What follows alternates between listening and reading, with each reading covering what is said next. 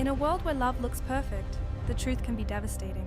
She was building an empire, carrying new life, and trusting the man beside her, until one quiet discovery shattered everything. While she dreamed of a future, he had been planning his escape, convinced he would walk away with half Darling, of what she keep built. smiling. But he made one fatal mistake.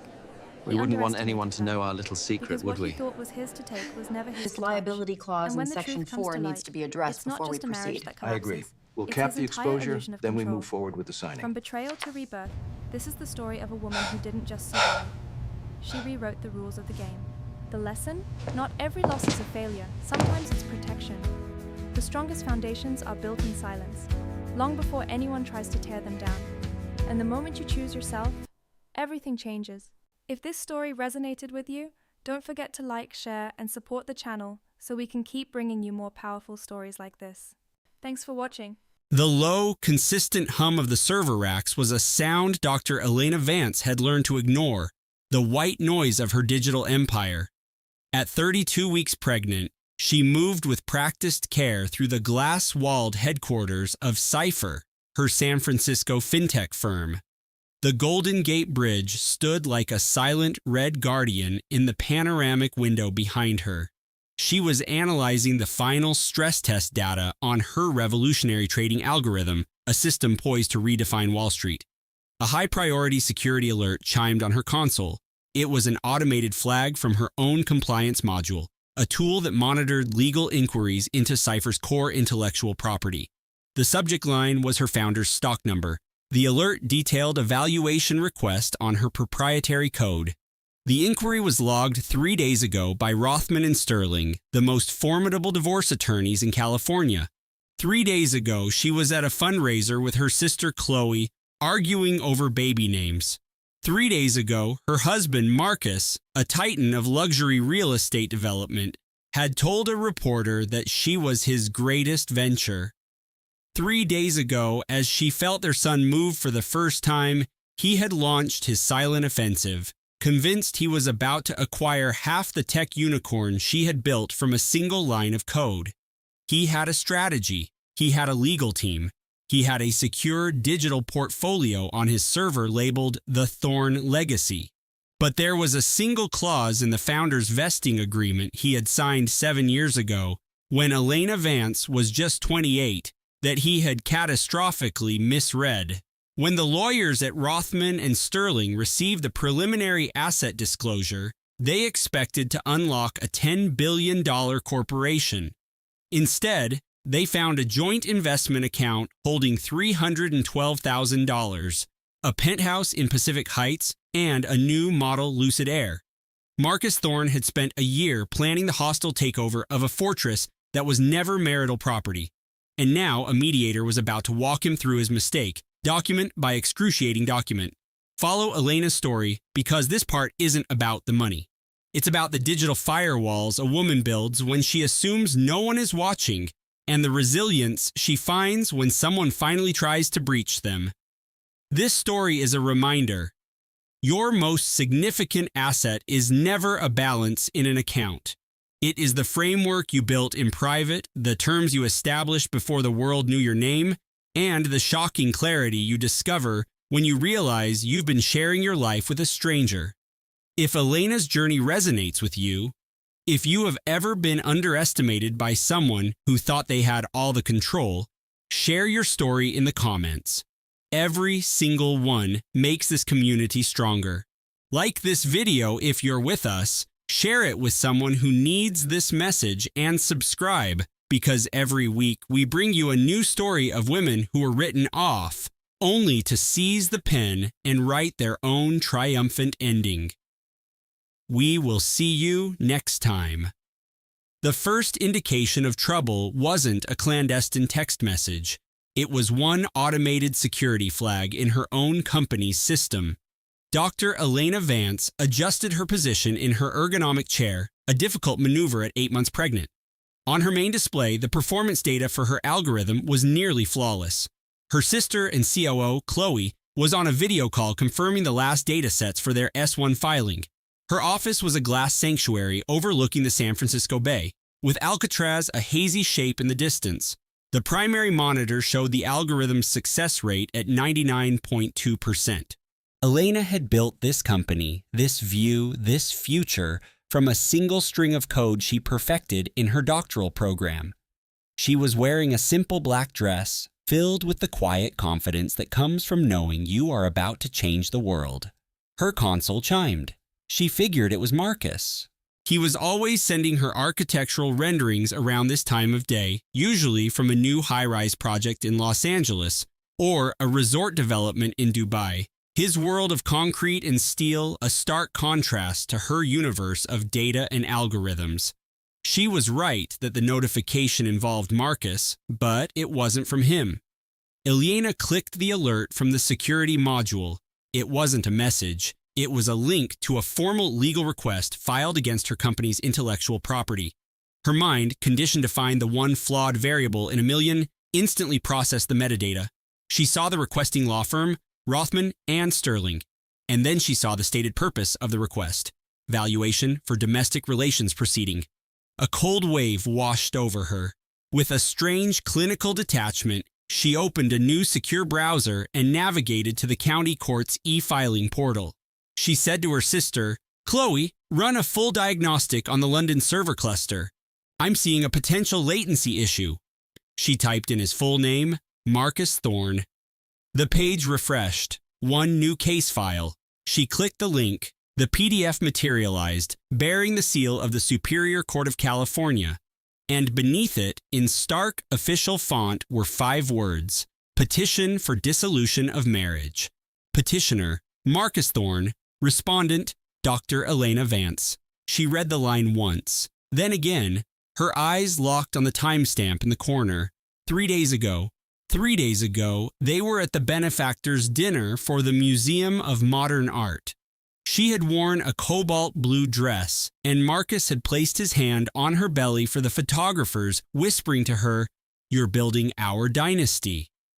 That was 3 days ago. He had filed 3 days ago.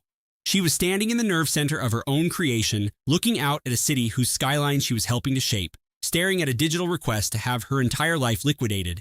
Chloe's voice was soft. "Elena, are you okay?" "Yes," Elena said, "I am." Her voice was perfectly steady.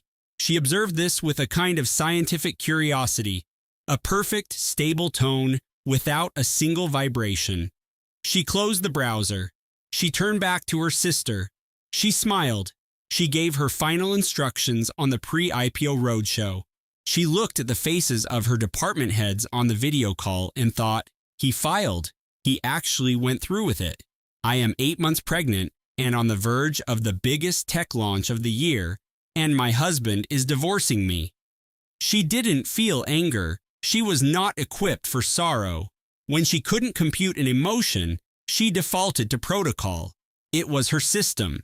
An early venture capitalist once called it her killer app. Marcus had called it being distant. They were both correct. She initiated her protocol now. 1. The baby is healthy. The last scan was perfect. Vitals are strong. Development is on track. The baby is the primary directive. 2. Contact David. David was her first investor, her mentor. He would have the original incorporation documents. 3. The founder's agreement is ironclad. It was always ironclad. She was still running through her checklist when her team began signing off the call. Chloe came to her side, her eyes searching Elena's face, then dropping to the console she had just blanked. "Elena," she asked. "First, let's check on our primary asset," Elena said, placing a hand on her stomach. "Then we can talk about it." "I'm fine," Chloe said, her tone confirming she knew Elena was the opposite. She placed her hand over her sister's, a familiar gesture of support. A moment later, a strong, decisive kick pressed against their hands. The movement was powerful and clear, a tiny life making its presence known, completely unaware of court filings or betrayal. Elena felt it. She took a deep breath. The kicking continued. She thought, that is the only signal that matters right now. After the meeting, she took the private elevator down to the executive garage. The cool, silent concrete was a comfort. She got into her Tesla. She had the divorce petition displayed on the main screen. In 4 weeks, a car seat would be installed in the back. She sat in the driver's seat. She called Marcus. It went straight to voicemail. She called again. Voicemail. She sat in the silent vehicle, her phone in her hand, the petition glowing beside her. The low electric hum of the car was the only sound, her own breathing. She opened a design blog she knew he read religiously. A notification from 3 days ago. The blog's official account had tagged Marcus in a collection of photos. It was a picture from a site preview for his new luxury tower in Napa. Marcus was holding a flute of champagne, his arm resting casually on the shoulder of a beautiful young architect, a woman named Sienna. "Did you see it?" Elena asked. Chloe's voice came through the car's Bluetooth system. "See what? The pre-IPO chatter? The financial journals are losing their minds. The valuation is through the roof." "The petition," Elena said flatly. "Marcus filed for divorce." The silence on the other end was absolute, lasting exactly 3.1 seconds. Chloe was a data person too. Then she asked, "When?" "3 days ago," Elena replied.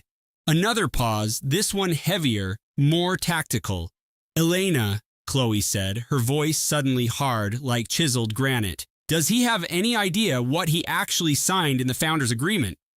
Elena looked at the picture of Marcus and Sienna on her screen. She thought about the initial seed funding. She thought about David.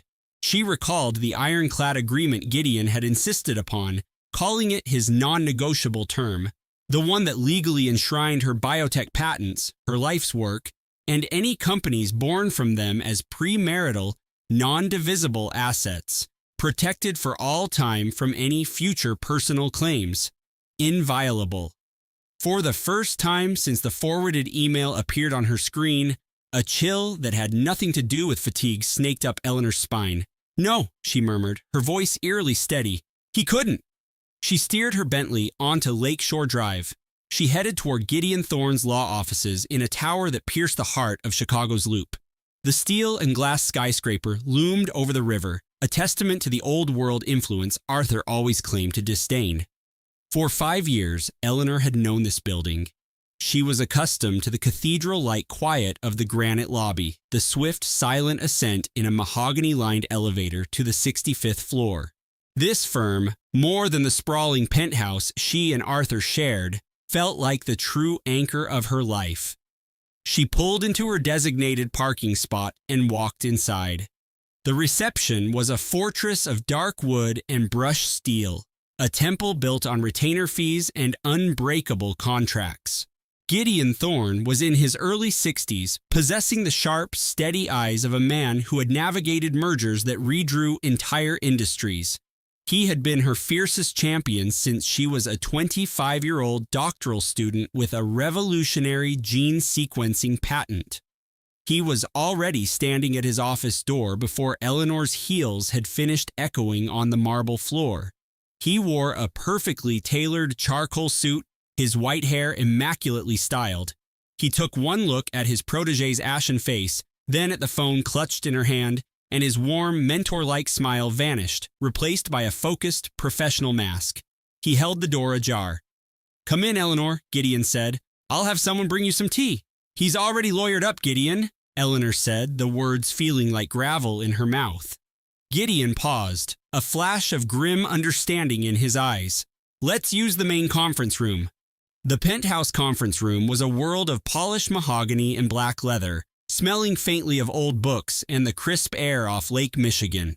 Eleanor sank into a chair at the massive table, the same table where she had negotiated her company's first round of funding, the same table where she and Gideon mapped out her legal defenses against corporate rivals. She set her phone on the gleaming wood, its screen still bright with the forwarded email from a high-powered divorce attorney. Gideon had the tea brought in. He moved with a practiced calm, pouring the steaming water from a silver pot himself, adding a slice of lemon. He performed these small gestures with the quiet composure of a man who understood that a world-ending crisis demanded the anchor of familiar ritual. He slid a cup in front of Eleanor and sat in the chair across from her. Eleanor stared at the phone. She tapped the screen, waking it to display the email again, the details of the proposed asset liquidation. She noted the timestamp, 4 hours ago. He was at our prenatal yoga class last night, Eleanor whispered. He was coaching me through breathing exercises. He asked if I had finally chosen a paint color for the nursery.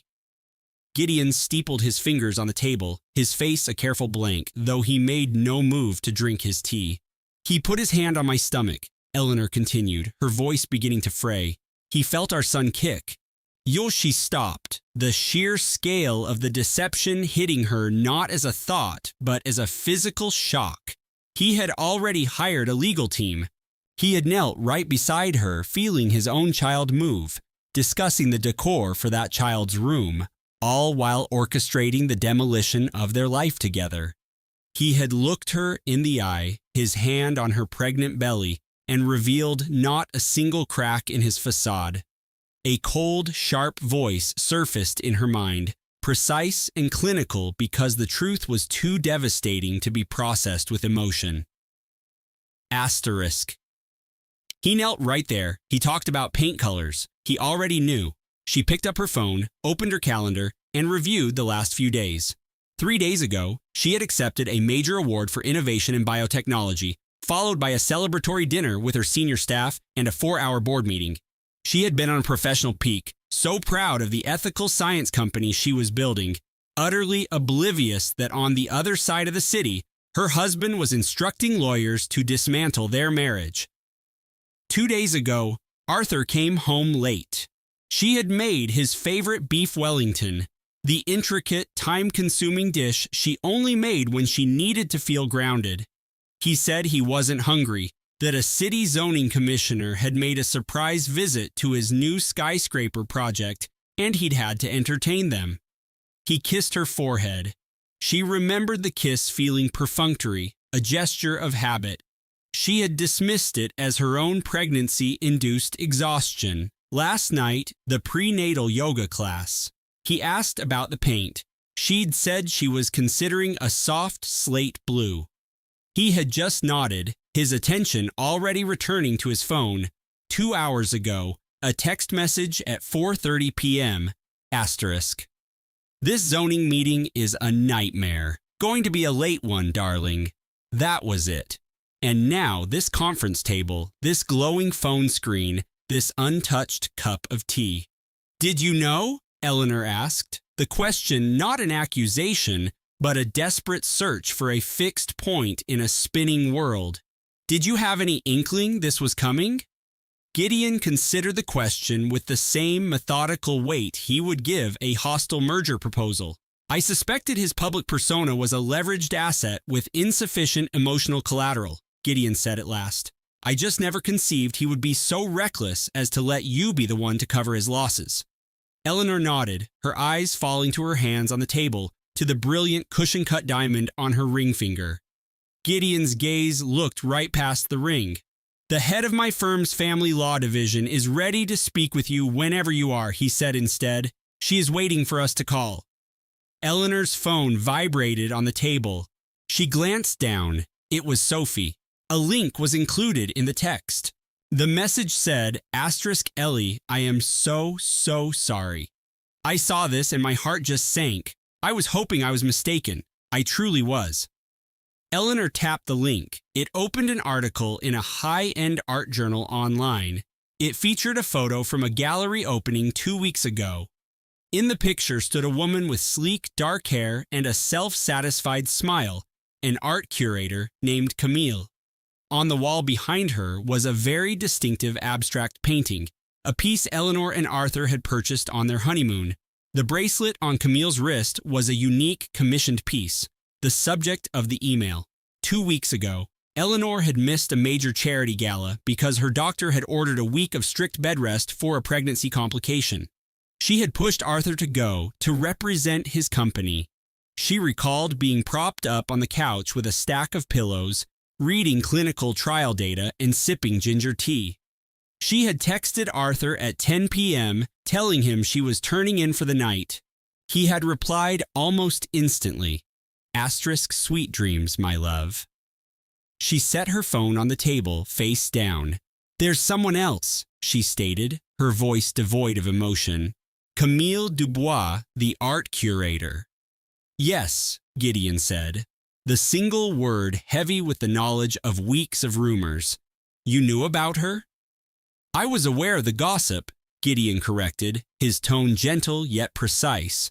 I had no actionable intelligence.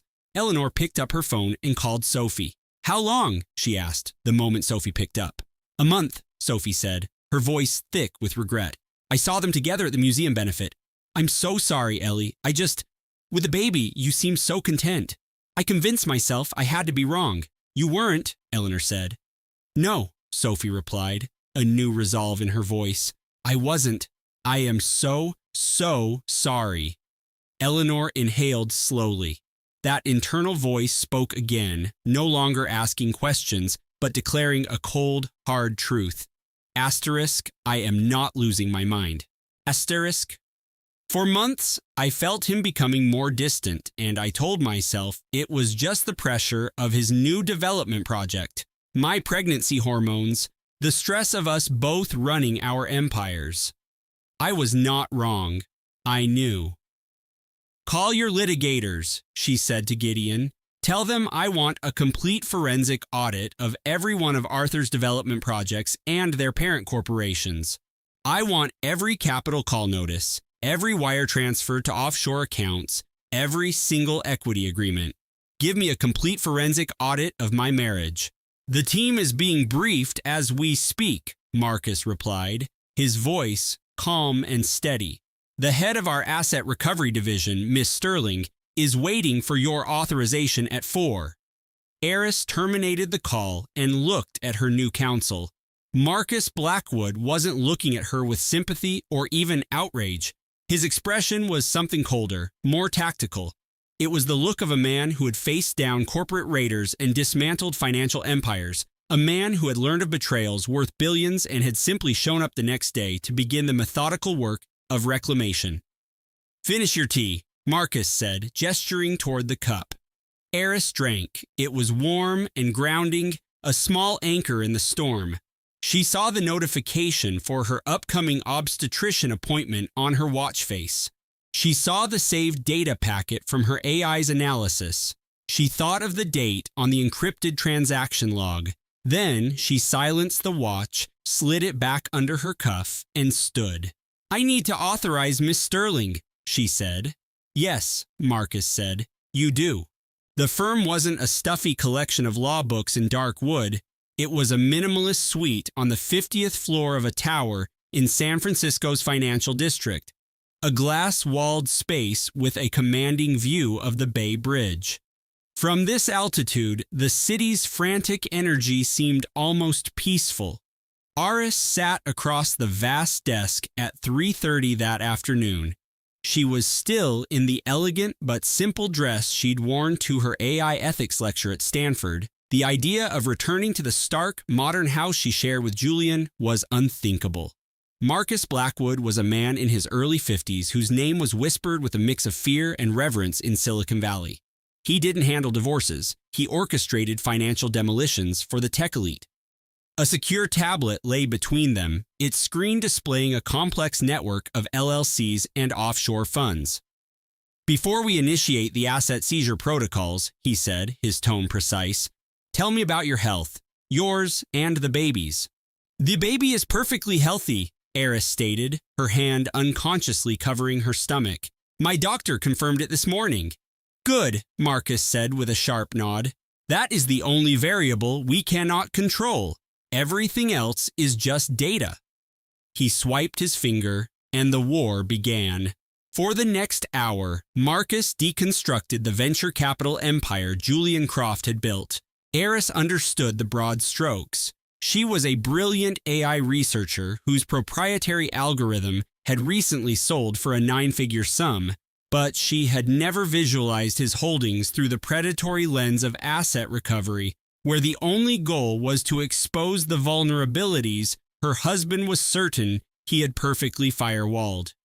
What was hers, legally speaking, Marcus explained in his clipped, analytical tone, was almost nothing. His entire portfolio was nested within a parent company named Apex Holdings, a structure Julian had architected years before their marriage, after an early partner's messy divorce nearly sank their first fund. Julian's response was to build a financial fortress. He had used a team of international finance lawyers to make every significant asset legally untouchable. What, doctor? Eris Thorne had direct access to that day was this: a joint checking account with just over $80,000, a personal investment account with about $40,000 she had funded herself, her car, a high-end electric coupe worth maybe $120,000, and her personal belongings. That was the entirety of their shared financial world.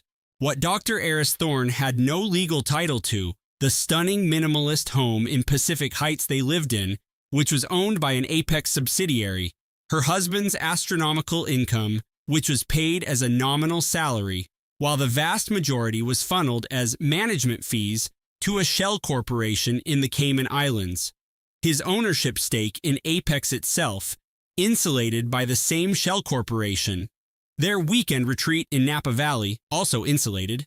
The portfolio of tech startups he'd invested in, each held by a separate trust under Apex's control, and the international funds in emerging markets, a similar setup.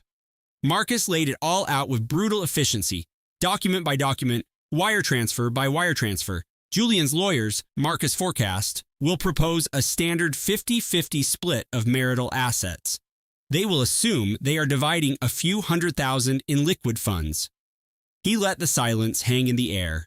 What they will discover, Marcus continued, is a joint account with $82,400 and a pre-owned electric car. Eris stared at the network of deceit on the screen. She thought back to the first time Julian had asked about her AI's monetization potential. They had been dating for about 3 months. She had assumed his inquiries were genuine intellectual curiosity, believing he was fascinated by her world of neural networks and ethical AI.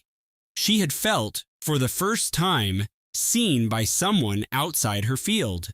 She had enthusiastically explained the software licensing models, the enterprise applications, and the structure of her intellectual property. She had even mapped out the core logic of the algorithm on a whiteboard for him one night, proud of its elegance and power. She could now remember the sharp, assessing glint in his eyes, as if he were calculating its market value in real time. Those memories started to form a sickening new picture, not as a sudden revelation, but as the slow, creeping fog rolling in over the San Francisco Bay. Their first date, he had clearly read all her published academic papers. At the time, she'd found it breathtakingly romantic. He knew her favorite obscure tech journal, knew she preferred a dry Riesling, knew she'd done her postgraduate work at MIT. This man, she'd thought, is so incredibly engaged. She saw it now with cold, perfect clarity. This man was so incredibly diligent. The proposal, it happened at the Tech Industry Awards Gala, where her algorithm won Innovation of the Year in front of her peers and mentors, with him on one knee as the CEO of a major firm applauded from a nearby table. Eris had been 34. She was at the apex of her career. The timing had felt like destiny, like every part of her life was aligning perfectly. She understood now he had timed the proposal to coincide with her moment of maximum valuation. The conversation about a prenuptial agreement, he had been so insistent, with a conviction she now recognized as pure performance, that such a thing was an insult to their partnership. A prenup, he had claimed, was for people who measured love in dollars. He loved her for her mind, not her market potential. She had been deeply touched by what she believed was a gesture of profound trust. That was the first move, Marcus stated, his voice slicing through her memory. A man with his kind of assets who refuses a prenup with a rising star isn't a romantic. He's an investor. He was acquiring an asset, Eris said, the words tasting like ash. Precisely, Marcus Blackwood confirmed. The acquisition meetings, about 2 years into their marriage, he'd started attending them with her. He asked incredibly insightful questions about royalty streams and buyout clauses. She had seen it as the action of a devoted husband, thinking his involvement was a sign of his support for her work. She realized now he was conducting his own due diligence on her. The moment her universe fractured had happened on a quiet Tuesday in November of last year. Julian was supposedly in Singapore for a 4-day investor summit. The trip was then extended to 6 days. His reasons were plausible. She had no reason to suspect otherwise. But a strange feeling of dissonance had settled over her when he returned. That night, restless, she decided to run a final diagnostic on a new personal finance AI she'd been developing, a side project meant to organize and track wealth with unmatched precision. As a test, she linked it to their shared accounts. How a venture capitalist hides assets. She typed the query into a public search engine, scanned the results, and then closed the browser, a wave of shame washing over her. Who was she to be entertaining such a paranoid thought? What did it say about her that she was hunting for shadows while her husband slept peacefully in their bed? She pushed the thought away and focused on her own AI, her own code. For hours she worked, refining the algorithms that identified anomalous transactions. By 3 a.m, the AI was running perfectly. Then it flagged an alert, a recurring payment cryptically labeled to a luxury concierge service in Aspen. I spent 6 hours perfecting a truth algorithm, she thought, sitting across from Marcus with the irrefutable data on the screen, because I couldn't face the lie in my own life. She delivered the words with a clear, unshakable voice. Gideon watched her with a new level of respect. It's a textbook diversionary tactic, he told her. The mind invents a problem it can control to avoid facing one it cannot. It seems my mind was protecting the wrong asset, Eleanor replied, her tone glacial. When their meeting was over, Gideon walked her to the private elevator. He said, "My team will file the asset freeze this evening. We'll have his credit lines completely locked down before the markets open in the morning. Arthur's counsel will come to the table, expecting they can pacify you with an exceptionally generous settlement." "And when they discover they can't?" Eleanor asked. "There will be an immediate and profoundly dramatic reassessment of their position." "What kind of reassessment?" she pushed. "The kind," Gideon said, clearly relishing the thought, "that a man has when he realizes the entire financial empire he built was secured not by his real estate holdings, but by his wife's intellectual property." A wave of pure resolve washed over Eleanor as she sat in her car in the tomb-like silence of the parking garage. She didn't turn on the ignition. She just sat, staring at the concrete wall and concentrated on her breathing. Slow and deep, exactly as her yoga instructor had taught her. The baby shifted inside her a strong, deliberate kick, as if their son was already preparing for the fight that was to come. Chloe rested a hand on her pregnant belly, the taut curve of it a stark reality beneath her tailored blazer. Through the floor-to-ceiling windows of the Sterling Data boardroom, the New York skyline glittered, a galaxy of ambition that felt 1,000,000 miles away from the black hole opening in her chest. The hum of the climate control was the only sound. Far below, a ferry horn echoed across the water, a lonely sound swallowed by the city's hum. For a solid minute, she remained perfectly still, her eyes locked on the presentation screen.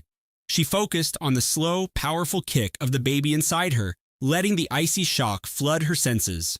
When she finally spoke, her voice wasn't directed at the elevator that would take her down to the waiting town car, ready to whisk her home to the Upper East Side townhouse she shared with Julian. Her words were for her lead analyst. She couldn't face Julian yet, not until she understood everything. David, her analyst, cleared his throat, his own shock palpable. "I need to be clear, Chloe," he said, his voice low. "We found this during the final phase of the red team penetration test for the client.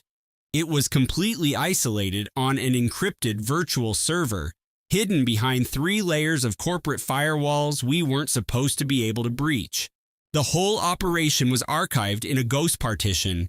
Just show me, David," Chloe said, her voice a fragile whisper. "For the last 18 months, Julian has been spearheading an acquisition strategy," David explained, his fingers flying across the keyboard. "The project code is Nightingale. He was building a complete blueprint to dismantle Sterling Data from the inside. The key personnel to poach, the patents to absorb, the server architecture, even the offshore data havens. He was creating a full liquidation and restructuring plan, cross-referencing everything with market analysis from a team of consultants working in secret. Our forensic log shows every single query. We cracked the partition when we initiated the network stress test. Chloe slowly set down the glass of water she was holding. How complete is this plan? She asked, her voice chillingly calm. We've mapped over 200 distinct strategic points of failure and asset targets, David said. And we believe this is just phase 1 of the hostile takeover. Chloe said nothing. She pictured Julian's home office, that sleek, minimalist space with its polished chrome and dark wood, where he worked on his venture capital deals. She could see herself there, bringing him a glass of scotch as he worked late, and he would turn from his screen and smile, pulling her into his lap. She had always felt a wave of admiration when he did that. She had thought, this man respects my world. She'd mistaken his intense curiosity for love. One of the files was titled Maternity Leave Exploit. The realization struck her like a physical blow. He saw our marriage as a long-term investment play. I told myself his fascination with my company's legacy was a sign he was one of us. It wasn't. It was opposition research. There's more, David said, his face grim. Of course there is. He had a top-tier corporate espionage firm on a 7-figure retainer. That contract was initiated about a year and a half ago, David said. They built an astonishingly detailed profile on Sterling data using every dark web data broker and industrial source they could find. It's a masterclass in corporate intelligence. And, Chloe asked. All the surface-level data is perfect, David clarified. The revenue streams, the market valuation of our public-facing tech, but it's completely blind to the Sentinel protocols. The core intellectual property is locked in a series of foundational patents established by my grandfather. They have no digital footprint. They analyze Sterling as if it were a simple tech company with you as the majority shareholder. They assumed most of the value was on the books, Chloe stated, the logic clicking into place. Precisely, David confirmed. He spent 18 months building a financial model of your company that was perfect on the surface but completely missed the bedrock it was built on. Chloe glanced at the holographic projection of their new Singapore data center floating above the table. She remembered Julian on the terrace of their townhouse just 2 nights ago, asking her about the colors she'd chosen for the nursery. He had been so attentive, so charming. He'd praised her decision to use a specific non-toxic, organic paint. He had looked at her with an expression she had so foolishly interpreted as love.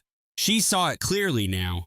It was the look of a venture capitalist sizing up an asset just before a leveraged buyout. He did all the analysis, she thought. He spent over a year planning the takeover, and he still fundamentally misunderstood the company's foundation. The first official move came the next morning. Isabella Reed, her chief counsel, called at 9 a.m. sharp, her voice devoid of its usual warmth, a clear sign of a crisis. Julian's counsel is Marcus Thorne, Isabella said. Chloe knew the name. Everyone in New York's brutal corporate world knew the Vulture. He was a legendary litigator, famous for his talent in dismantling family-owned empires that were once considered untouchable. He's already filed for an emergency injunction to freeze your controlling shares, pending a marital asset review, Isabella continued. He's demanding a complete data room disclosure within 5 business days. Send everything to Miss Reed, Chloe said, referencing herself in the third person. It's on its way, Isabella confirmed. But Chloe, Isabella wanted me to warn you that Marcus Thorne has never lost a hostile takeover case in his entire career. He will exploit this from every conceivable angle. Wonderful, Chloe said. Isabella paused. Wonderful? Let him see it all, Chloe said, her voice like ice. Miss Reed will grant him complete, unrestricted access to every file, every patent, every single asset held under the Sterling name. There was a beat of profound silence on the other end of the line. Oh, Isabella said, and then, her voice breaking with a sudden sharp thrill of understanding, Oh, the expected attack came that afternoon. Chloe was in Isabella Reed's office, signing a mountain of documents, when her private cell phone, the number reserved for close family, began to buzz. A crisp, almost painfully cheerful assistant announced she was with Thorne and Associates, Julian's legal team, calling to schedule a preliminary spousal asset discussion to streamline the discovery process.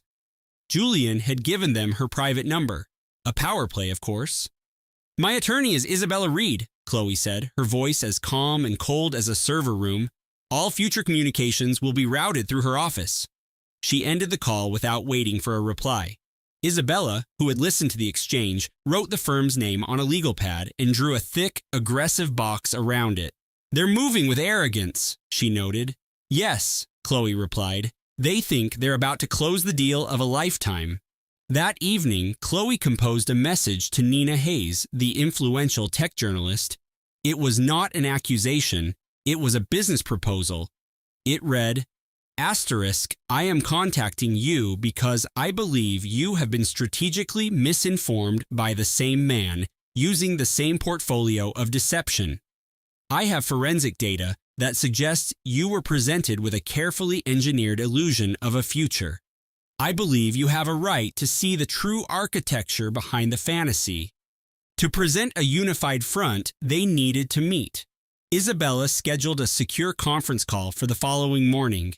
Chloe sat in Isabella's office, the city skyline spread out behind her. On the large monitor, Nina Hayes appeared, calling from her sleek, minimalist apartment in Soho.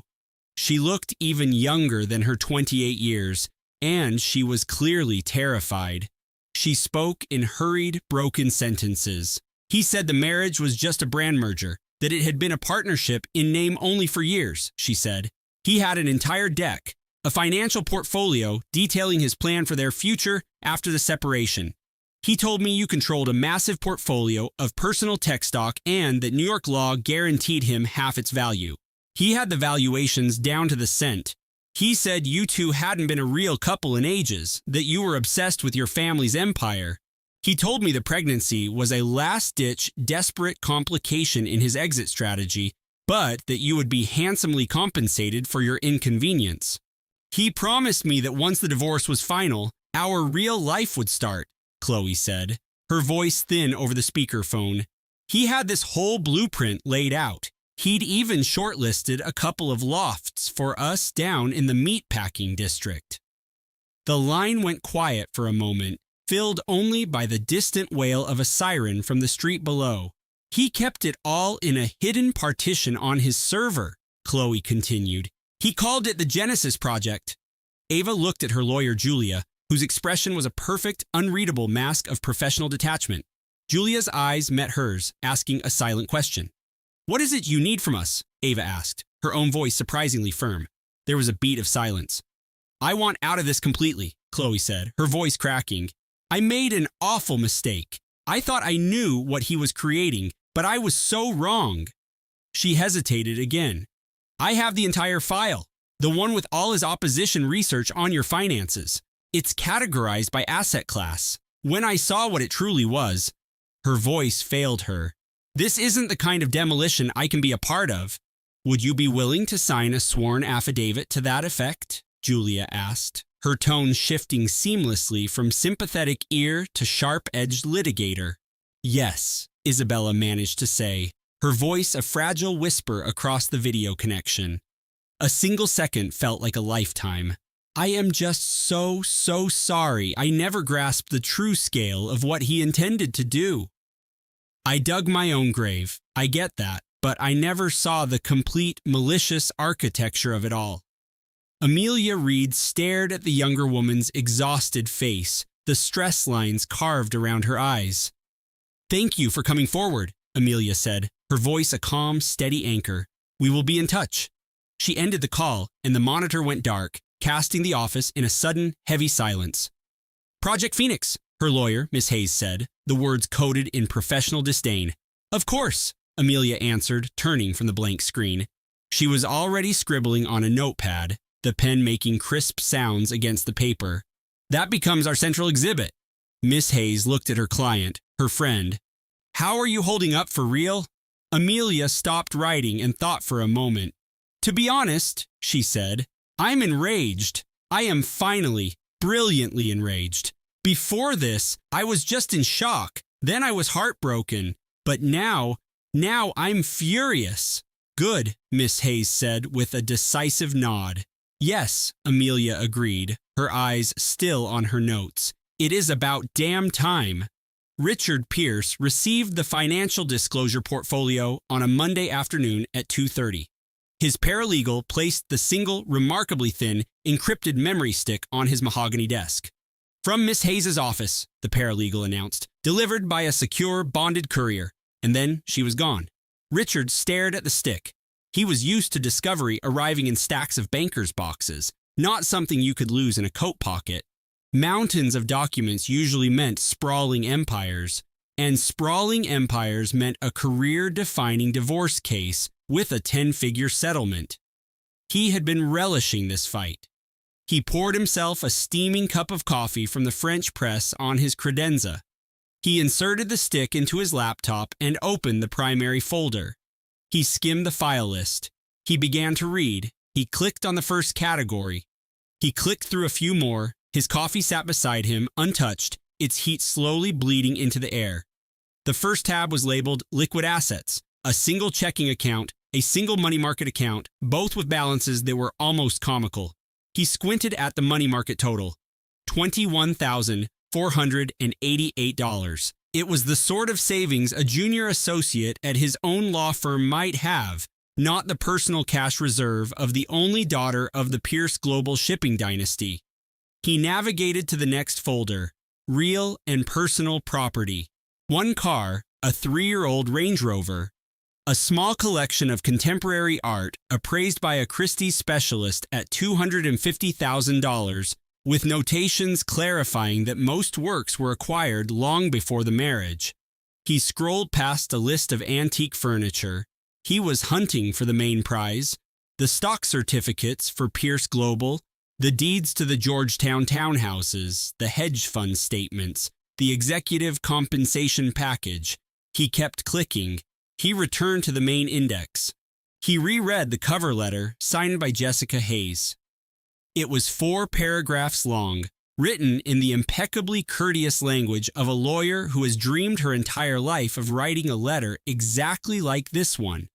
The letter stated that the enclosed digital files represented a full and legally attested accounting of all personal assets registered in the name of Amelia Grace Reed.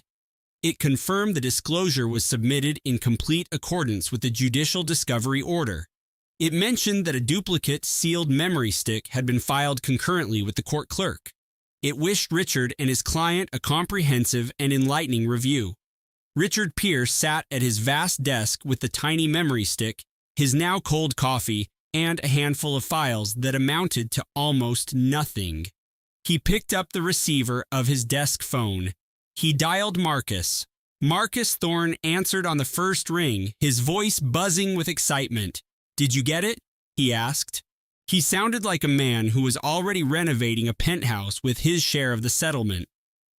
"I have received a disclosure," Richard said, choosing his words like a man walking through a minefield. "Marcus, I have to ask you a direct question. Does Amelia have a family foundation or a trust?" A moment of silence. "Her family basically owns the entire Eastern Seaboard shipping industry," Marcus said, his voice climbing. "They're worth billions. The logistics company alone is—" "Her asterisk family asterisk," Richard interrupted, "may indeed be worth billions. Her family's foundation, her family's private equity firm, her family's real estate holdings." He allowed the legal separation of entities to hang in the silence. "Your wife, Amelia, as a private citizen, holding assets in her own name, according to the most recent certified documents from her legal counsel, is worth approximately $410,000 in total liquid and tangible assets." The silence on the other end of the line was different this time. It was not the silence of shock. It was the sound of a man's meticulously planned future being vaporized by a single catastrophic fact he had never once thought to verify. That's impossible, Marcus finally stammered. I have a court-filed encrypted drive right here that says it is, Richard retorted, his voice now flat and cold. I need you to tell me, step by step, everything you thought you understood about her family's financial structure, right now. Meanwhile, inside her father's Upper East Side penthouse, Amelia was on the phone with Jessica. Jessica knew a junior associate at a firm that rented a suite on the same floor as Richard's. It wasn't espionage, not in a technical sense. It was simply how New York operated, a city that ran on a thick tapestry of connections woven over generations.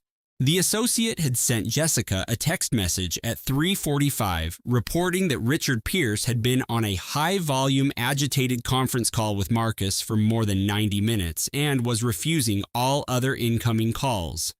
Amelia processed the information. She didn't feel a surge of triumph, not just yet. She felt the crushing weight of a long-held deception finally collapsing under the simple force of truth. Her thoughts rewound 8 years. She remembered the first time Marcus's hand had covered hers on a table at a charity gala at the Met, his eyes filled with what she had tragically mistaken for a genuine interest in her asterisk. She remembered the early years, curled up beside him in the dark stillness of their bedroom, tracing the shape of his face while he slept, thinking, asterisk, this is him, the one I've been waiting for asterisk. She remembered calling her sister, her voice a hushed whisper from her office at the Art Foundation. I think this is real. I think he actually loves me. Not Pierce Global, not the family legacy, just me. She had wanted to be valued for herself so desperately that the desire had become a blindfold. The voice in her head was relentless now. Asterisk, I knew. Some part of me knew the whole time. I wasn't oblivious to the facts, not to the hushed late-night calls with his offshore banker or the hypothetical prenuptial agreements he joked about, but I recognized my function in his master plan. I just made the decision not to see it because admitting the truth was a price I was not willing to pay. It wasn't a failure of character. It was a survival tactic. And now, that was finished. 2 days after discovering the hidden ledger on his personal server, Marcus made a critical error. He sent a text to Isabella's primary cell phone, not the burner, her personal line. He didn't have to mark it as urgent. Her phone was connected to the audio-visual system in the main conference room, where she was in the middle of a pitch to a team of venture capitalists from Dubai, the blueprints for the new resort complex filling the massive screen behind her. The lead investor noticed the notification banner appear over the schematics on the 150-inch display. His gaze shifted to Isabella. Isabella opened the message and, with a terrifying robotic calm, mirrored it to the main display for everyone to see. Maybe it was a deliberate act of self-immolation. She would never be entirely sure. Marcus's words appeared, sharp and clear. He was losing his composure. The suave, charismatic developer who had won over her father at golf was gone. This was a man with his back against the wall. You moved the funds from the Gibraltar account, the message read, a raw accusation. I have provided a complete and transparent list of all assets legally held in my name. Isabella typed back, her fingers moving with chilling speed. Don't play stupid with me, he replied, the text appearing instantly. The Genesis Fund, the offshore corporation. You knew the arrangement we had. Chloe's eyes flickered to the investors, who were now studying the boardroom's air conditioning vents with intense interest. Oh, Julian, Chloe typed into the private chat window on her laptop. I know exactly what you arranged. A tense quiet descended on the room. This isn't over, his final message flashed on her screen. My lawyers are filing for discovery fraud. They have everything. Nina Hayes will be very interested to receive their letters, Chloe typed back. She closed her laptop with a sharp, definitive click. The boardroom was so quiet you could hear the city traffic far below. One of the younger investors coughed into his hand. We will naturally require a full digital transcript of that exchange, Isabella said, seeming to materialize in the doorway. She had entered 2 minutes earlier, completely unnoticed by the captivated investors. That entire conversation is a textbook admission of his financial motive for this marriage. It is an extraordinary legal gift. Our system automatically archives all on-screen activity for the meeting logs, a tech aide confirmed from his console. Excellent, Isabella said, walking to the head of the long table and placing her briefcase down. Now about this claim of fraud. 7 days after she'd had the locks changed, Ilara walked through the glass house. It wasn't just a home, it was a cantilevered marvel of steel and glass clinging to a Sausalito cliffside, an architectural statement funded entirely by her first premarital patent sale, making it legally untouchable. In every way that mattered, it was hers. She had personally commissioned the lab-grade kitchen, designed the climate-controlled library for her research journals, and cultivated the rare, salt-resistant orchids in the atrium, all under the assumption that a lifetime was long enough for roots to take hold. Julian had his things removed by a discreet moving service 3 days ago. She didn't know his new location and felt no impulse to learn it. The house was now filled with that particular silence that settles when a person defined by his carefully curated presence is suddenly absent. It didn't feel peaceful, just vast and sterile, like a perfectly designed vessel that was now empty. She moved through the spaces.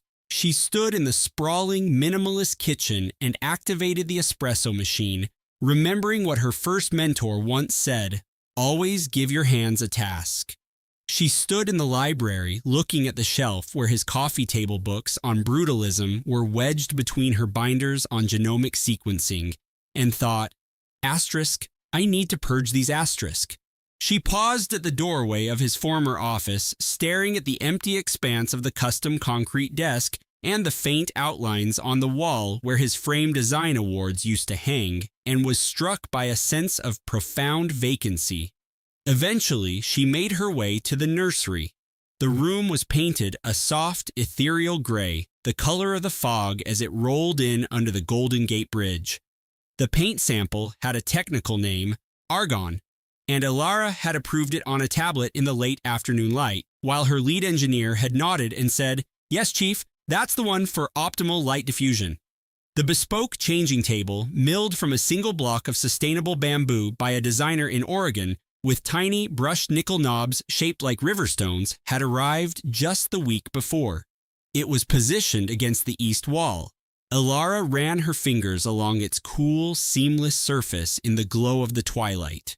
The mobile suspended above the crib was a kinetic sculpture of interlocking silver rings, a custom piece from a robotics artist in Palo Alto. The books on the shelves were organized not by color, but by subject. Quantum physics for babies, biographies of female scientists, illustrated guides to the elements, because she wanted the room to be an intellectual foundation. She lowered herself into the rocker, a sleek, ergonomic chair that was a marvel of engineering. It was designed to perfection. The day it was delivered, she had tested its motion and thought, I could solve anything in this chair, She didn't sleep. She sat in the gray room at 2300, then at midnight, and again at 1 a.m, watching the silver rings of the sculpture drift on the imperceptible air currents and listening to the hum of the advanced air purifier. The smart home system, which the technicians had left on its calm setting, was emitting the gentle ambient sound of falling rain. A small diffuser, which her head of R&D had given her, released the faint, clean scent of eucalyptus. Across the bay, the city of San Francisco glittered like a scattered circuit board. A ferry horn sounded its low, mournful call. The modern house was silent around her, no creaks of old timber, only the whisper of the ventilation system. She began to speak to the baby.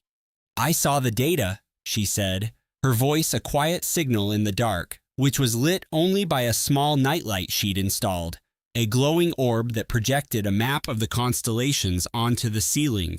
Not the conclusion, but the outliers. I saw the anomalies in the pattern, and I chose to discard them because the hypothesis of being alone felt inefficient. The baby moved inside her, a slow, powerful roll. I built an entire company from a single cell, Elara whispered, a true unicorn. And I was so fundamentally isolated within its success. I just wanted a partner for the Series A funding celebrations. She paused, thinking of the automated alert from their art collection's insurance policy, the notification of a new piece added to a storage unit in Los Angeles, the cascade of small, verifiable data points she actively chose not to connect. The deepest truth, the one she had firewalled off, finally breached her defenses. At some point, being valued for the assets she brought to the table felt more secure than the risk of not being valued at all. That was the critical bug in her code. Not in trusting him, but in requiring a partner with such urgency that her own need became the justification for ignoring the evidence. She let the realization process in the quiet room. It came with no emotional error message, only stark clarity. The silver rings were motionless. The starlight glowed. The baby shifted once more. I architected my own system failure, Elara said softly. I built this beautiful life, called it a merger, and then pretended to be shocked when the man I gave full administrative access to installed his own malware. She took a deep breath. But you, she whispered, her hand flat against her stomach, you are not a variable. You are not a rider on a voided contract. You are the core of my next venture, and your equity is 100% mine. I would choose you every single time. The baby answered with a swift, decisive kick, as if ratifying the terms. It was almost 3 a.m. when the headlights of a car swept across the driveway. Elara hadn't heard the silent electric vehicle. The security system must have recognized the approach. Her mentor, Anya, was wrapped in a cashmere travel blanket, having clearly driven straight from the airport. She said nothing, just walked to the floor-to-ceiling glass wall and looked out at the silent procession of container ships gliding toward the port of Oakland. They stood in a shared, comfortable silence for several minutes. Did you ever feel like liquidating everything? Elara asked finally, after your co-founder betrayed you? Anya, a legend in the venture capital world, considered the question with the calm precision of a seasoned investor. The morning after I forced the board vote, she said, I felt a terrifying calm. I was 44, with a company on the verge of an IPO and a reputation to protect. And I remember standing in my empty office thinking, what is the next round of funding for? Who is this company without his name on the pitch deck? She paused, her eyes tracing the lights on the bridge.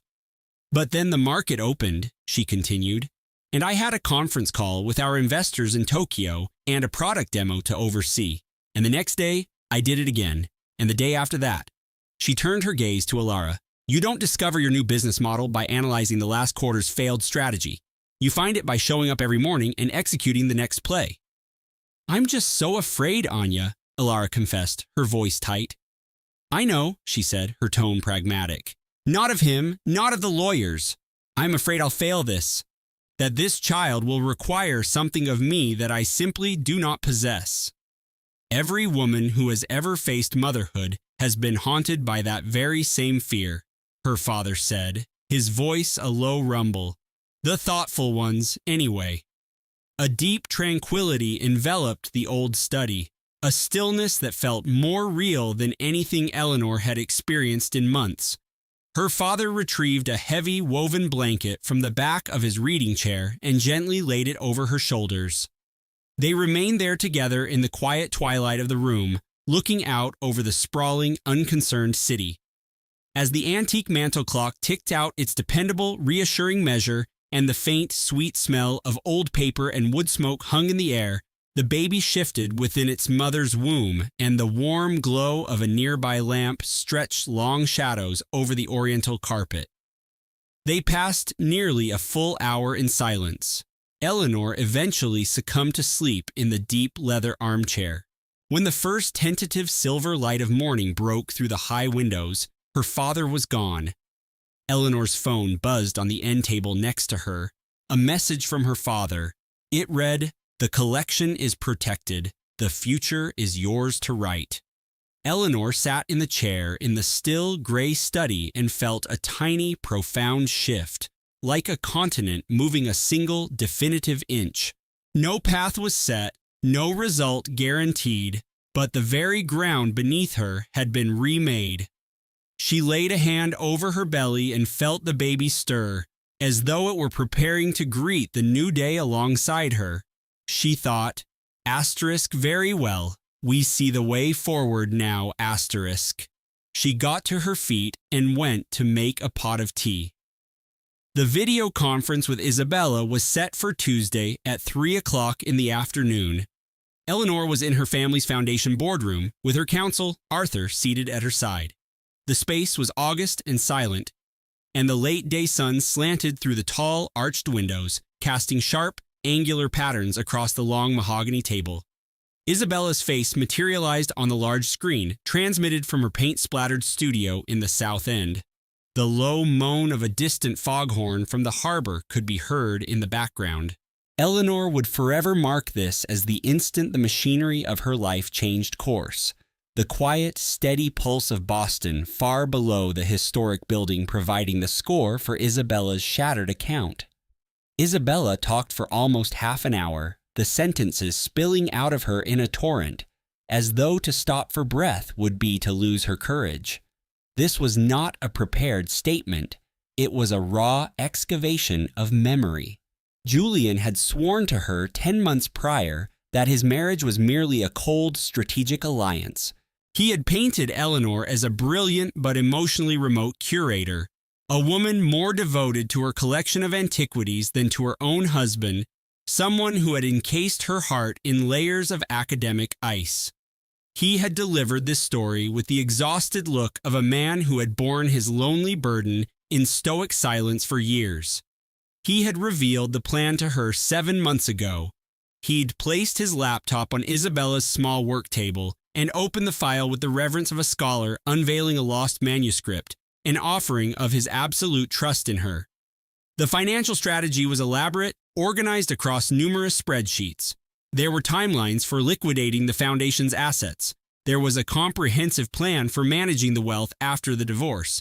And then there was the encrypted document he referred to as the Thorn acquisition. Within 90 days of the divorce papers being filed, he had vowed they would be completely free. He said they could start looking for townhouses in Beacon Hill. He sent her listings for grand homes with views of the river. He made her feel like his true counterpart, Isabella explained, the one with whom he could finally construct a life, now that he was escaping his loveless arrangement. And then, Isabella's voice fractured. 4 weeks ago, I went to the studio he rents for me, unannounced. He was on a call with his financial advisor. I could only catch pieces. He was listing your foundation's pieces like they were inventory. Canvases, sculptures, first editions, just a ledger of things to liquidate. She stopped. The Thorn acquisition file was open on his screen, the one about you. I started exploring the other documents. The faint scream of an ambulance rose from the streets far below. It was more than just figures. It was a psychological dossier, memos on your weak points, on your need to be valued for your mind. It was a manual for how to deconstruct you emotionally. I wasn't his soulmate. I was just a tool in the operation. The first folder, Isabella said, her voice a slight waver over the connection, was titled The Gilded Canvas. Eleanor saw her own pale reflection in the dark monitor. She could see Arthur, her lawyer, whose expression was a study in cold, disciplined fury. "What is it that you require from us?" Eleanor asked again, though the query seemed to hang, already answered in the charged air of the boardroom. "I need to be severed from this," Isabella said. "I don't want a penny from you, not a settlement, not a buyout, nothing. I just have to be completely untangled from all of it. I made a profound error, but I will not be an instrument in what he means to do." "Oh, what?" She took a ragged breath. "And I believed you had a right to know the man he truly is. Are you prepared to submit a sworn statement attesting to these events?" Arthur Finch, her attorney, inquired. "Yes," Isabella confirmed, and after a brief pause, she asked, "Is the baby all right? I mean, Is your pregnancy progressing well? The inquiry struck Eleanor with the force of a physical blow. It was so deeply human, so shockingly out of context, it left her breathless. The baby is fine, Eleanor heard herself say, her hand moving instinctively to the swell of her stomach. Absolutely perfect. Good, Isabella breathed, her voice barely a whisper. I am so relieved to hear that. Thank you. We will make contact to schedule your deposition, Arthur stated. He terminated the connection, and a profound quiet settled over the room.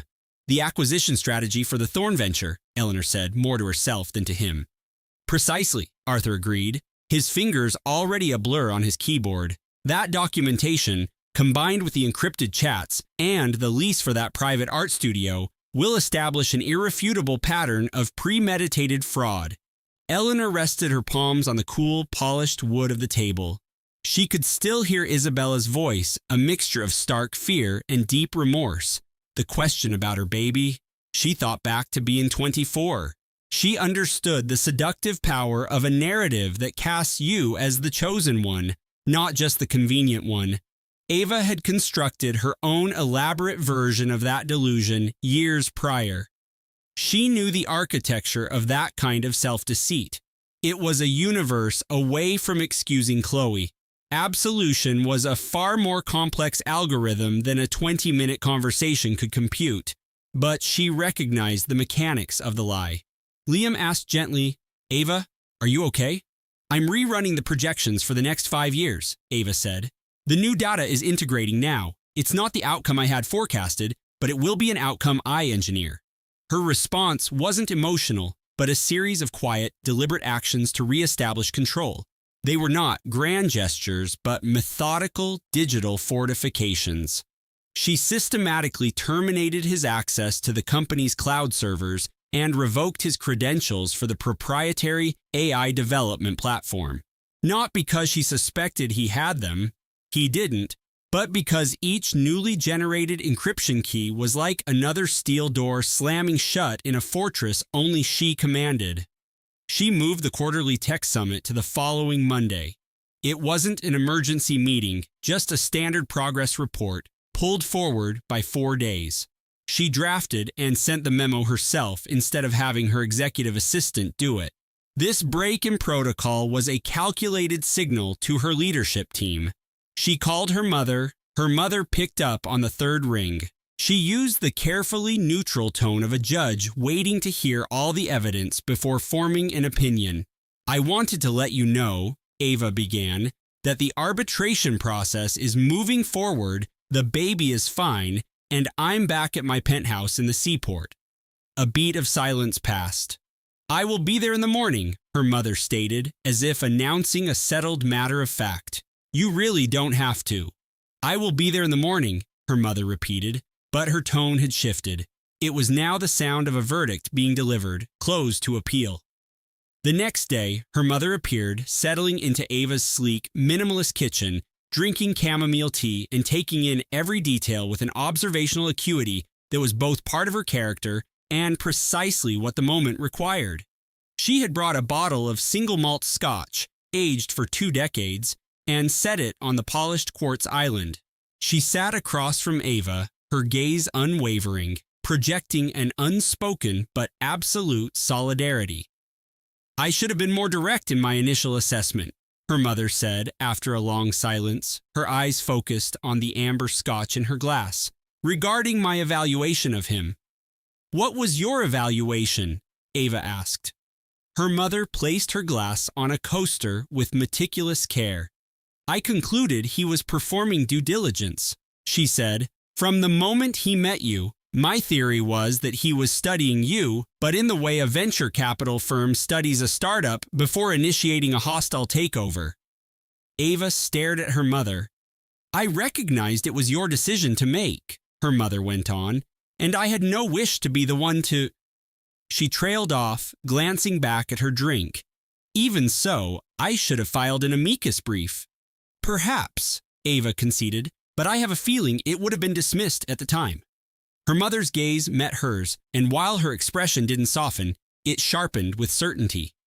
No, she said with the finality of a court ruling, It would not have. That night, it was just Ava, her mother, and her younger sister, Maya, gathered at the sprawling kitchen island. They ate risotto, the older two had scotch, while Ava had sparkling water. The talk drifted over safe harbors like travelers carefully navigating a minefield while pretending to admire the scenery. It lasted for 2 hours. The assembly itself was the statement, a portrait of 3 women from different generations at a table, being cautious and flawed and utterly there for each other. It was a scene that needed no caption. Any woman who has navigated the turbulent waters of a personal crisis has sat at a table exactly like it. The fracturing of her marriage didn't start with a scream, but with the quiet click of a mouse. It was a line item on a quarterly expense report from Liam's corporate card, a charge for a couple's retreat package at a boutique inn in the Berkshires for a weekend she was keynoting a robotics conference in Seoul. That single sterile line of data had brought her to this point, to this cold, glass-enclosed meeting room in her lawyer's office overlooking Boston Harbor, where Maria Sanchez had just ended a call. "He's going through with it," Maria said, her voice flat. "Peterson just filed the motion. He's arguing that your husband's visionary investment strategy was so critical to the recent valuation of Chen Robotics that it constitutes a marital asset." A grim, mirthless smile touched Ava's lips. "Does he genuinely think arranging a few seed-stage funding rounds gives him a claim to half of my father's legacy? It's an aggressive play," Maria conceded. "But it's a maneuver to force discovery. It requires your testimony." She paused. "Which means you'll have to see him." Ava gazed out the floor-to-ceiling window at the city, at the name Chen lit up on a skyscraper just a few blocks away. "I know," she said, her voice as firm as steel. "I've been preparing for this since I saw that receipt." The arbitration suite was a sterile environment of brushed aluminum and gray wool, designed to feel both serious and completely impersonal. It was an aseptic space designed for the clinical process of taking families apart, devoid of the emotional gravity such occasions warranted. Ava arrived with her counsel, Maria, at 8:45, a full 15 minutes early.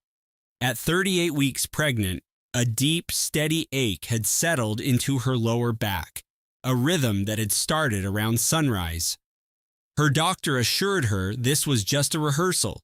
She wore a custom-tailored navy wool dress that somehow still draped perfectly over her stomach, her dark hair pulled back in a severe, clean knot she usually saved for board meetings. As she took her seat at the respondent's table, she placed a single gray folder before her and surveyed the room. Her head of engineering, David, was there. Her chief strategy officer, Sarah, was there too. She hadn't summoned them for comfort, but as professional witnesses to the dissolution of a partnership. Her father, Henry, was also present. Ava hadn't needed to ask. She had only provided the time and address. His being there was its own quiet statement of support. Liam Sterling arrived at 1 minute before 9, his lawyer, Peterson, in his wake. He was wearing an expensive Italian suit that seemed to hang off his frame, and the confident, handsome face that was once a staple in tech journals now looked gaunt and strained. Ava registered these facts with a clinical detachment that felt strange. 6 months ago, seeing him so diminished would have sent a pang of worry through her, but that felt like another life. His eyes stayed locked on the front of the room, a pointed refusal to look at her that spoke louder than any legal argument could. He sat at the petitioner's table next to his lawyer, opened his briefcase, and focused on the empty arbitrator's chair, acting as if she were simply part of the room's decor. Miss Albright entered precisely at 9 o'clock. A woman in her late 50s with intelligent eyes and the demeanor of someone who had seen every possible dispute among Boston's tech elite, she took her seat with efficient movements. "Sterling versus Chen," she announced, her voice crisp and clear. "We are here to consider the petitioner's motion regarding marital contributions to the Chen Robotics Corporation. Mr. Peterson, you may begin." Peterson rose to his feet. He was articulate and self-assured, the exact type of expensive counsel Liam would retain. He opened with a flourish, framing Liam as the brilliant strategist whose unique insight had transformed Chen Robotics from a respected legacy company into an industry-disrupting powerhouse.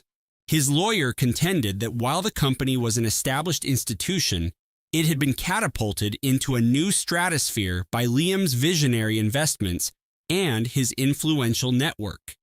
He showed slides of articles from tech blogs and industry publications featuring Liam Sterling's face beside headlines celebrating his Midas touch in the AI sector.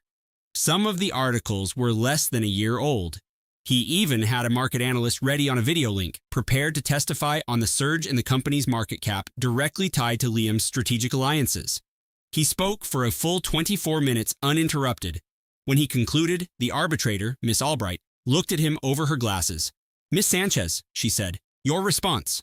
Ava's lawyer, Maria, stood up. She presented a single exhibit for consideration, a simple framed document displaying the original articles of incorporation for Chen Robotics.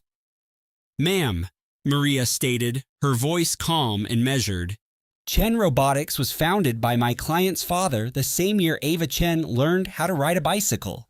She met the petitioner, Mr. Sterling, 28 years later.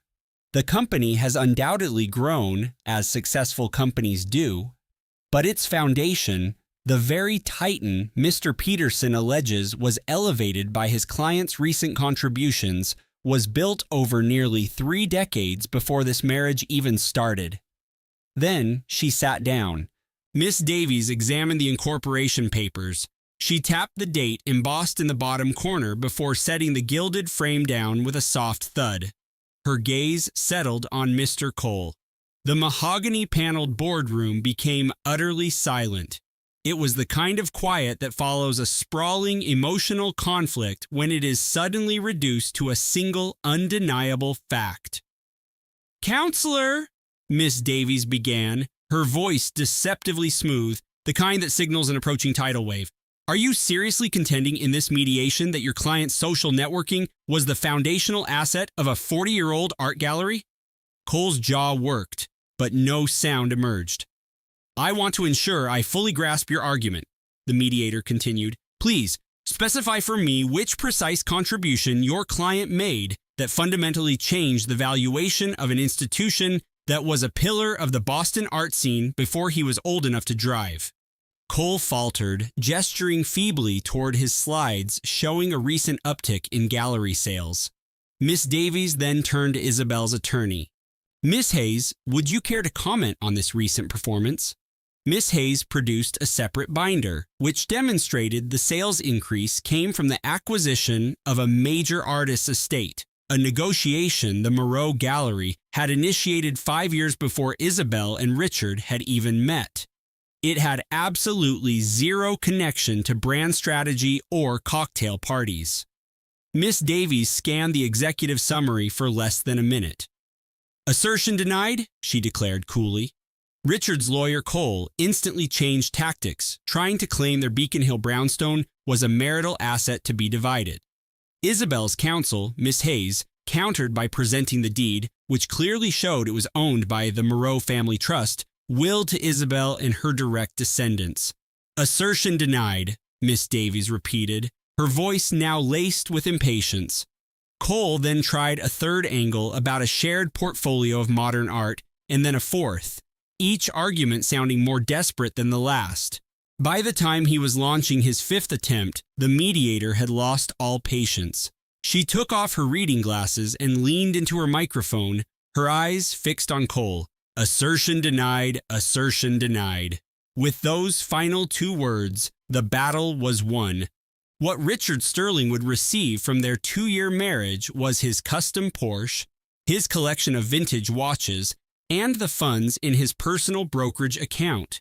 He would receive 0 alimony. Child support for their daughter would be based on his declared income, with visitation rights to be scheduled. What Isabel Moreau would retain was sole custody of their unborn child, the brownstone on Beacon Hill that was held in trust for her daughter to inherit, her art gallery, her family's legacy, and her entire world, because it had, in truth, always been her world. The mediator's pen tapped the table, the small sound echoing in the still room. As the meeting concluded and a low hum of conversation started to fill the space, Isabel calmly placed her single folder back into her designer tote. There was no need to hurry. Across the table, Richard was engaged in a tense, hushed argument with Cole, whose veneer of confidence had finally shattered, replaced by the look of a man who knew he had been completely and irrevocably outmaneuvered. And then Richard's head snapped up. He met Isabel's gaze for the first time all day. She held his stare, her own expression perfectly placid and unreadable. There were no more secrets to hide, no more roles to perform.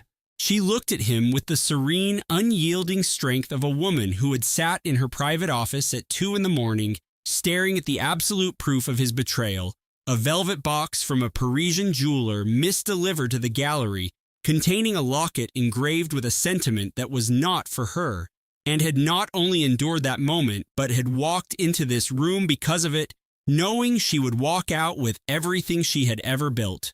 She knew she would endure long after he became nothing more than a footnote in the catalog of her life. He stared back at her across the polished expanse of wood, and she witnessed the precise moment the reality of it all crashed down on him. It wasn't the legal paragraphs. His lawyers had contested those for weeks. It was the fundamental truth of his position. The moment he truly grasped that the cultural empire he thought he was co-piloting was never going to be his, that the influence he thought he possessed was merely a reflection of her own, that the woman commanding the room was, and always had been, the name etched into the marble above the gallery's entrance, a Moreau. His role was a temporary exhibit. Her name was the permanent collection. He was the one who broke eye contact first. Her brother, Leo, was immediately at her side, his hand resting gently on her arm. "Ready to go?" he asked softly. "Yes," Isabel said. She closed her laptop and strode out of the boardroom without a single backward glance. Down in the quiet, climate-controlled parking garage, with its familiar scent of cool concrete and the low hum of electric vehicles charging, she slipped into the driver's seat of her car and just took a breath, giving herself all the time she needed. This time, there was no velvet box on the passenger seat displaying its damning contents. The seat was empty. In about 3 weeks, a state-of-the-art infant car seat would be professionally installed in that exact spot. She sat in the silence. It was not the hollow, painful silence she remembered from that first night of discovery. This was a completely different kind of quiet. It was the silence of a task well executed. The stillness after the mediator's ruling was the calm after a perfect installation, the quiet satisfaction when a piece of art is hung just right. This was a new kind of serenity. This was the quiet that arrives after a storm is past. She started the engine. At her brother Leo's penthouse overlooking Boston Common, they ate Italian food out of takeout containers at the large kitchen island in Isabel's own kitchen. Leo, her best friend Lena, and Isabel. They purposefully talked about anything other than the day's legal victory. Instead, they discussed Lena's upcoming keynote at a cardiology symposium in Vienna, Leo's sourcing trip for truffles in Italy, and a new acquisition Isabel was finalizing for the gallery. It was a perfectly normal evening. Clara Hayes Sterling was born on a Thursday. Her arrival was at 2:14 in the morning after a 12-hour labor that was intense but without complication. She was born in a private wing of Boston's Brigham and Women's Hospital, where Dr. Matthews had been a top neonatologist for 2 decades. She was 7 pounds and 2 ounces, had a tuft of jet black hair, and wore an expression that Dr. Matthews joked belonged to a tiny, demanding critic who was ready to give the entire facility a scathing review. Leo was in the family waiting area. Lena was there too. Isabel hadn't needed to ask them to come. She'd told them the due date, and when her water broke just after lunch the day before, she had sent a single, simple text to their group chat. They were there before the ambulance. That alone felt like its own quiet triumph. At 2:14 a.m., Dr. Matthews laid Clara on Isabel's chest for the immediate skin-to-skin contact they'd planned. just as all the modern protocols recommended. Clara was solid and warm and radiated the kind of profound purpose only newborns possess, having just achieved something monumental without yet knowing the world would teach her to second-guess such victories. Isabel held her daughter. The room settled into that sacred quiet that follows a birth, a collective letting go, as if the air itself understood a seismic shift had occurred and was pausing in reverence. She looked down at Clara's face. Clara looked right back. That discerning expression was already there. It was hers, no question. It was the face of someone who had entered the world with an agenda. "Hello, little one," Isabel whispered. Clara's stare was unwavering. "I know," Isabel murmured. "I have a few things to curate, too." The frantic inner dialogue, the one that had been a raging inferno for months, was now quieter than it had ever been and more resolute. I thought this moment, holding her, would be the greatest joy of my life, but also the sharpest agony because of Richard. I was wrong. Lying here, I feel nothing about him at all. Not rage, not sorrow, not even the satisfaction of winning. None of the clutter I thought I'd be hauling around for the rest of my life. There's only this weight, this tiny breath, this masterpiece. I was terrified of facing this empty canvas alone, but I'm not on my own. I never was. I was just exhibiting with the wrong partner. Clara's hand flexed, her impossibly tiny fingers closing with surprising resolve around Isabel's. The initial week was exactly what an initial week is, a repeating cycle of 2-hour feeding intervals, the shocking and profound gravity of a 7-pound human, and a particular kind of exhaustion that impossibly contains something far more durable than happiness. The tablet on the nightstand in the corner of the Boston hospital room was on, playing a soft, looping playlist of minimalist composers. A small vial of lavender oil was tucked into Isabel's overnight bag. They were minor comforts arranged months ago for a version of this life that was never meant to be, but they were precisely what she needed now. Her brother, Leo, delivered food from his restaurant each day, velvety bisques and braised short ribs designed for one-handed consumption, a practical detail Leo had approached with the same focus he applied to creating a new menu. Her friend Lena arrived on the second day with the cashmere throw from the nursery. She settled into the armchair by the window and held Clara for the better part of 3 hours while Isabel slept a profound, healing sleep, the first she'd had since her world had come apart. When Isabel woke, Lena was observing Clara with an expression of serene, clinical interest. "She has your identical skeptical squint when she examines something unfamiliar," Lena noted, her tone one of complete conviction. Her father, a retired classics professor, came on the third day. He visited for his customary quiet, contemplative hour, but as he was about to depart, he set a tiny smooth fragment of ancient Roman glass, its edges worn soft and cloudy by time, on the window ledge. It was a flawless, sea-green shard. "For her collection of beautiful things," he said, "should she want it." Isabel gazed at the simple, timeless object. "She will," she replied. That evening, a message from Richard's legal team appeared on her phone. Heard the news. "Richard extends his congratulations and will have my office reach out to yours regarding a paternity test and visitation rights." Isabel read it one time. She carefully laid Clara in her bassinet, went into the small adjoining bathroom, and ran cool water over her face, a ritual she used to ground herself before a high-stakes negotiation. She met her own eyes in the mirror, drained, bare-faced, still wearing the standard-issue hospital gown, and for one fleeting, astonishing second, utterly at peace. She walked back to her daughter, took her phone, and answered the lawyer.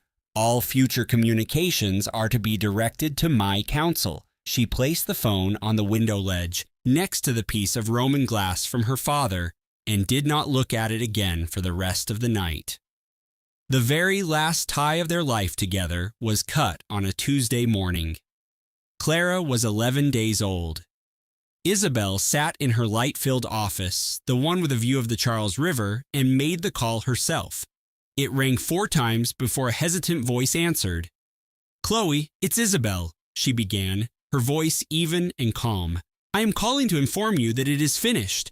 The marriage has been legally dissolved. You are no longer required to exist within the narrative he built for a single day more. A long, weighty silence filled the line.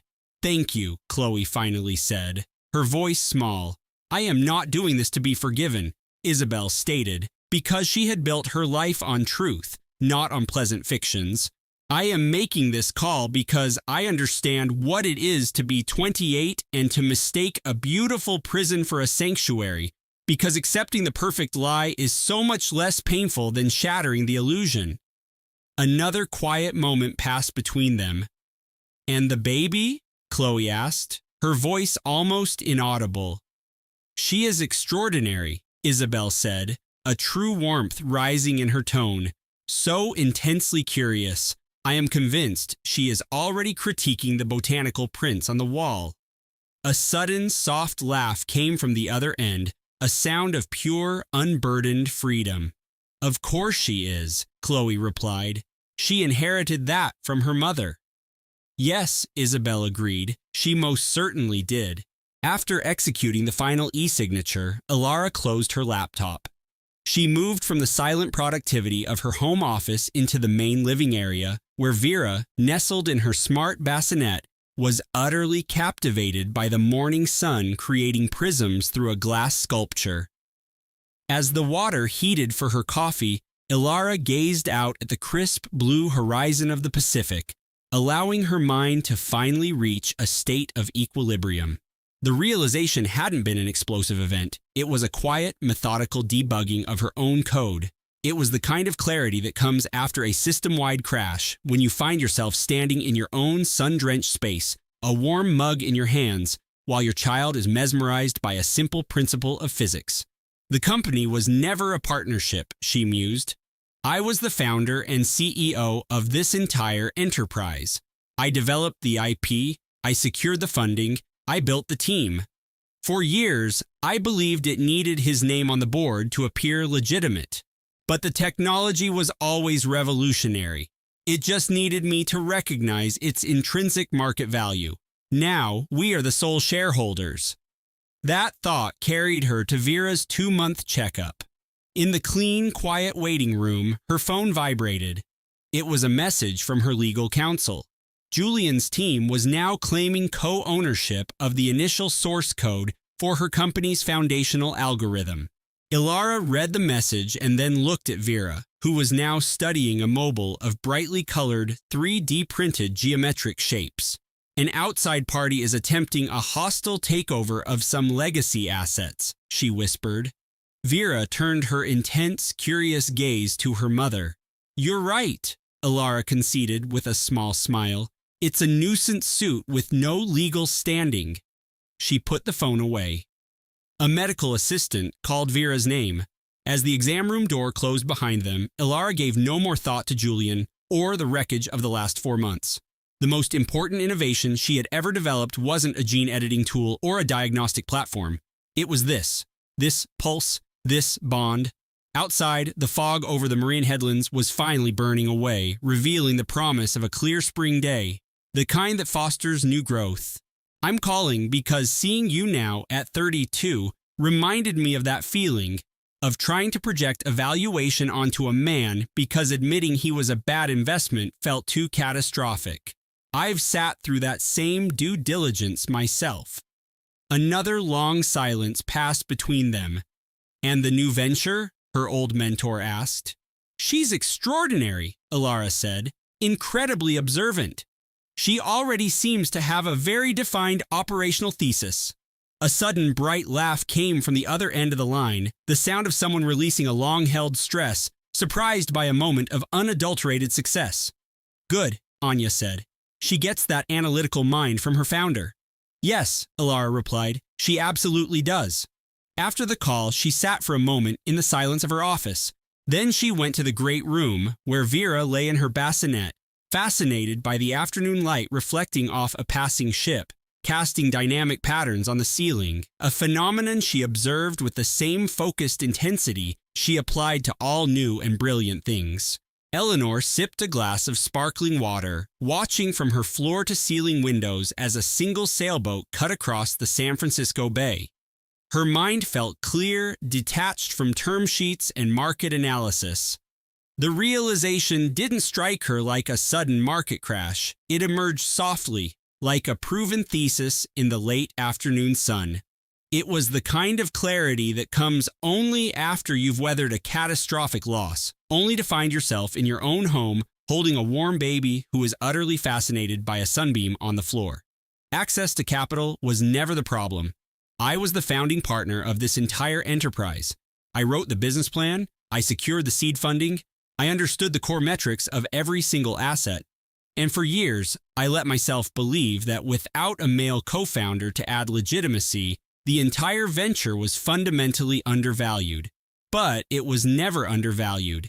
It just needed the right CEO to recognize its potential. That CEO was always me. Now, the board of directors is us. The story had finally completed its funding round, ending right where it started, in the space she herself had built. The same panoramic windows, the same view of the bridge, the same solid ground beneath her feet. It was time for Clara's 2-month wellness check.